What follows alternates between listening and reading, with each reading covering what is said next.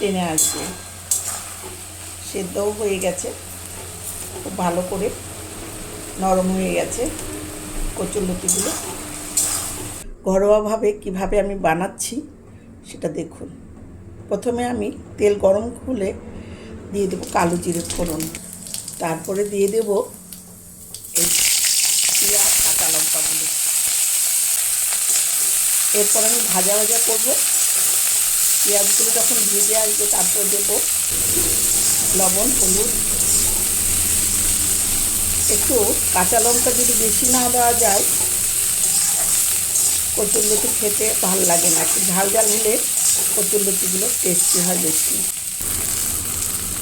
পরিমাণ মতো লবণ, পরিমাণ মতো হলুদ গুঁড়ো, অল্প মাত্রায় লঙ্কা গুঁড়ো দিলেও দিতে পারেন, না দিলেও না দিতে পারেন। আমি নাড়াচাড়া করে নেব।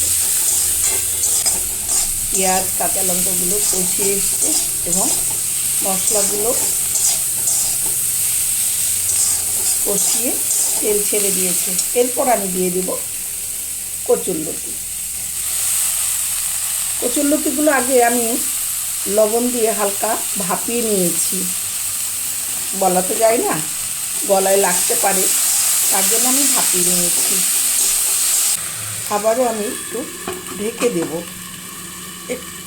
5-10 মিনিট ঢাকা থাকলে ভালো করে কচুরলতিগুলো সেদ্ধ হয়ে যাবে। জল ছেড়ে এসছে।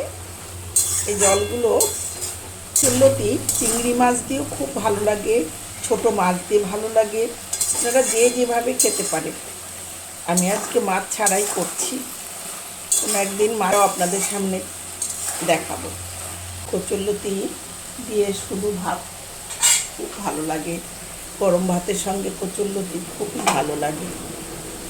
এই সময় কচুরলতি আমাদের মাঝে মাঝেই খাওয়া হবে, কারণ এই দিনে কচুরলতি খুব পাওয়া যায়। এটা তো তাও সরু সরু, মোটা মোটা কচুরলতিও আছে।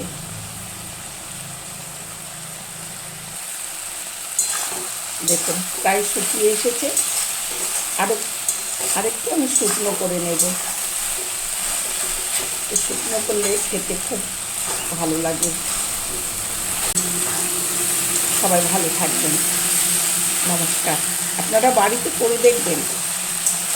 যদি আমার ভিডিওগুলো ভালো লাগে আপনাদের, আমার পাশে থাকবেন এবং লাইক, কমেন্ট, শেয়ার করবেন, সাবস্ক্রাইব করবেন। আমি তাতে খুব খুশি হব। আমি নতুনভাবে চ্যানেল খুলেছি, আপনারা পাশে থাকলে আমার সত্যি খুব ভালো লাগবে। ভালো থাকবেন।